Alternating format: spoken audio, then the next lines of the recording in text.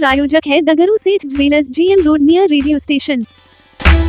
मिथिला विश्वविद्यालय परिसर में अवैध रूप से होर्डिंग बैनर लगाने वाले संस्था पर विश्वविद्यालय प्रशासन करेगी कार्रवाई। हटाया गया अवैध रूप से होर्डिंग बैनर। मिथिला विश्वविद्यालय परिसर में अवैध रूप से लगाए गए होर्डिंग बैनर को सोमवार को विश्वविद्यालय के निजी सुरक्षा कर्मियों के द्वारा हटाया गया। बता दें कि विश्वविद्यालय प्रशासन ने सभी जगहों पर यह आदेश निर्गत किया है कि विश्वविद्यालय परिसर में किसी प्रकार की होर्डिंग बैनर को नहीं लगाना है। अगर कोई व्यक्ति ऐसा करते हुए पाए गए तो उक्त संस्थान पर कार्रवाई की जाएगी। वहीं इस संबंध में भू संपदा पदाधिकारी डॉक्टर कामेश्वर पासवान ने मीडिया को जानकारी देते हुए बताया कि ऐसे जो व्यक्ति ने इस प्रकार का कार्य किया है उस पर उचित कार्रवाई की जाएगी और उससे जुर्माना भी लिया जाएगा।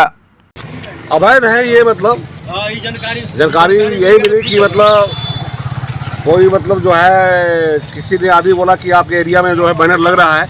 मैंने तुरंत एक्शन किया, मैंने गार्ड लेके गया और इस बैनर को मैंने उखाड़ करके और उसको अंडर कस्टडी ले लिया। मैं क्या करेंगे इस पर, आप क्या कार्रवाई करेंगे? विश्वविद्यालय कार्रवाई पर एक लेटर है, उनका एड्रेस है, उस लेटर के अनुसार मैं लेटर बनाऊंगा और लेटर बनाने के बाद उसके पास भेजूंगा और मैं ऑफिस से बुला करके इसको 5,000 रुपये का फाइन करूंगा। नाम बताइए।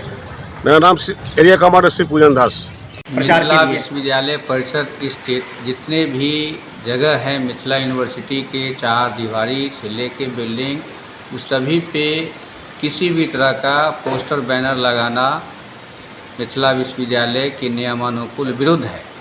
मिथिला विश्वविद्यालय इसके लिए एक सूचना वगैरह भी कहीं कहीं लिखवा चुके हैं कि इस तरह से करने पे आपको नियमानुकूल राशि दंड के रूप में देना पड़ेगा। अभी जैसे ही मेरे संज्ञान में ये बात आई है, मैंने अपने सुपरवाइज़र को बुलाया है और सुपरवाइज़र को यह इंस्ट्रक्शन देने के लिए जा रहा हूँ कि जो भी चीज़ें पोस्टर पर बैनर लगा हुआ है उसके ऑनर को बुला के यहाँ लाया जाए और हमारी यह प्रयास रहेगी कि नियमानुकूल विश्वविद्यालय के द्वारा जो दंड स्वरूप राशि निर्धारित की गई है उससे वसूला जाए ताकि भविष्य में इस तरह का कार्य न करें। क्योंकि मिथिला विश्वविद्यालय की सौंदर्यीकरण नैक के टाइम से ही आज तक हम लोग करते आ रहे हैं और आगे भी भविष्य में नैक कराना है। इसके लिए हम लोग आज से ही अभी से ही तैयारी में लगे हुए हैं। आपके विश्वविद्यालय कैंपस जैसा कि आप भी जानते हैं कि एक कैंपस एक गेट में है नहीं। यह 201 एकड़ ज़मीन में जरूर है मिथिला विश्वविद्यालय की ज़मीन, लेकिन यह कई टुकड़ों में बटा हुआ है। तो समस्या यह भी आती है कि विश्वविद्यालय कैंपस में जब हम थाना के पास से इन करते हैं तो यहाँ दो मंदिर हैं। मंदिर दो ही नहीं, कई मंदिर हैं, दर्शनाभिलाषी भी आते हैं और भी इस कैंपस के चारों तरफ आपको पता चलेगा कि गेट वगैरह है। अब हम लोग हर जगह गार्ड रखे हुए भी हैं। उसी बीच में हम लोग कभी कभी देखते हैं कि जब शिफ्ट चेंज होता है, 2 बजे शिफ्ट चेंज हो रहा था, उस समय हो सकता है कि वो गार्ड वहाँ डिपुट नहीं रहा होगा और इसी बीच में उसने अपना बैनर पोस्टर लगा के चला गया होगा। संज्ञान में जैसे ही आया है, हमने तुरंत सुपरवाइज़र को बुला के कहा है कि उसको मेरे पास लाइए और भविष्य में इस तरह से वह काम न करे। इस पर उसके लिए हम लोग माननीय कुलपति महोदय के समक्ष इस बात को रखेंगे। आदेशानुसार जो आदेश मिलेगा हम लोगों को वह करेंगे।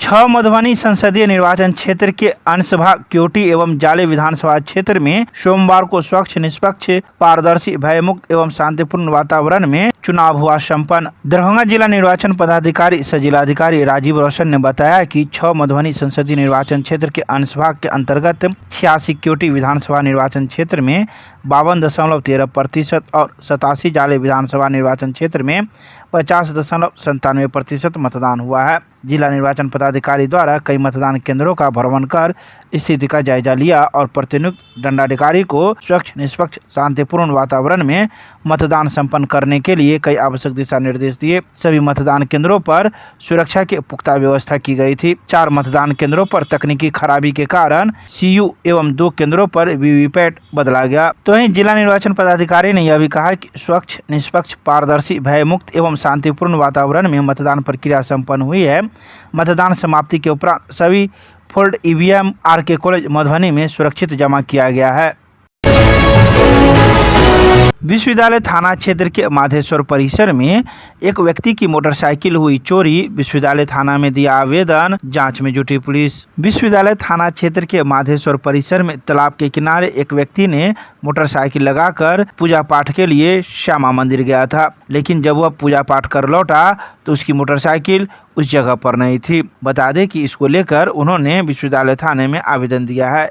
आवेदन में उसने कहा कि रविवार की देर शाम वह 7 से 8 बजे के बीच श्यामा माई के दर्शन करने के लिए माधेश्वर परिसर पहुंचा था, जहां वे तालाब के किनारे घाट पर ही मोटरसाइकिल लगाया था। जब वह दर्शन कर वापस लौटा तो उसकी मोटरसाइकिल वहां से गायब थी, जिसका नंबर BR07AF7581 है, जो हीरो होंडा का ग्लैमर है। वहीं आवेदनकर्ता MRM महाविद्यालय के कर्मी शंभूराम है, जिन्होंने विश्वविद्यालय थाने में आवेदन दिया है। वहीं पुलिस इस मामले को लेकर जाँच में जुट गई है। श्यामा मंदिर हम गए थे, वहाँ पर हम घाट पर से गाड़ी लगाए और वहाँ श्यामा मंदिर से हम जब दर्शन करके आए तो मेरा गाड़ी ही नहीं वहाँ पर था। तो वहाँ फ़ोन किए हैं, हम 112 को फ़ोन किए तो 112 कहाँ नहीं आए।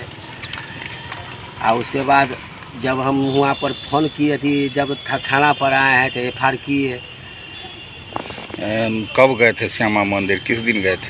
ये संडे के दिन 19/5/2024 को हम गए थे, शाम में 7:30 पौने 8 के बीच में।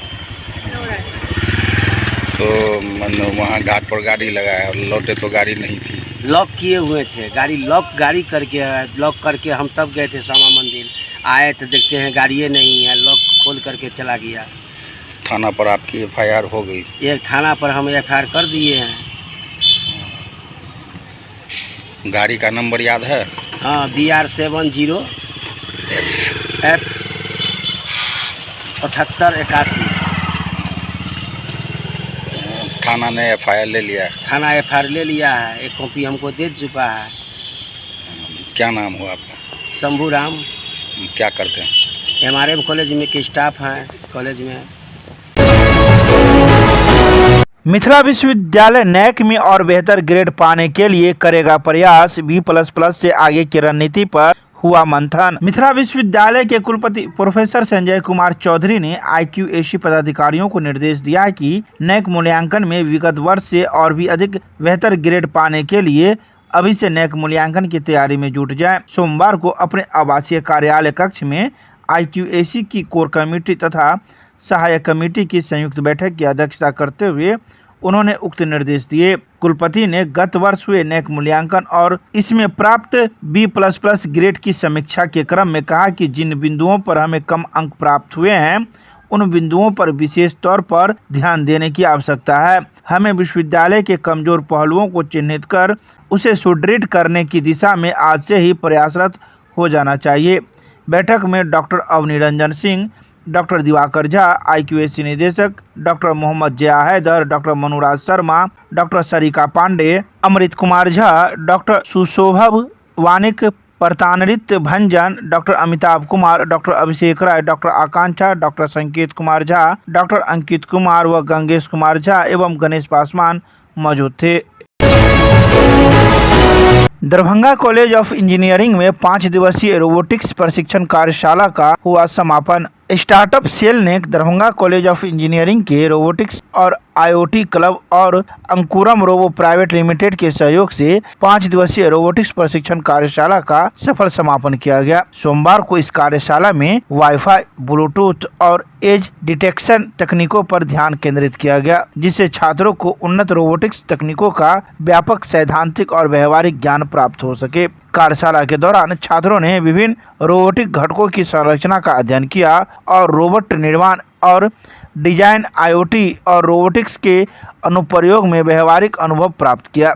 इस प्रशिक्षण का संचालन प्रशिक्षक आदित्य झा, नवनीत कुमार सिंह और हिमांशु कुमार के द्वारा किया गया, जो रोबोटिक्स और IoT में व्यापक विशेषज्ञताएं रखते हैं। कार्यशाला का समापन एक रोमांचक प्रतियोगिता के साथ हुआ, जिसमें कुल 80 छात्रों के 15 समूहों ने भाग लिया। ये समूह 3 तकनीकों के क्षेत्र में विभाजित थे: वाईफाई, ब्लूटूथ और एज डिटेक्शन। प्रत्येक श्रेणी के विजेताओं को संस्था के द्वारा सम्मानित किया गया।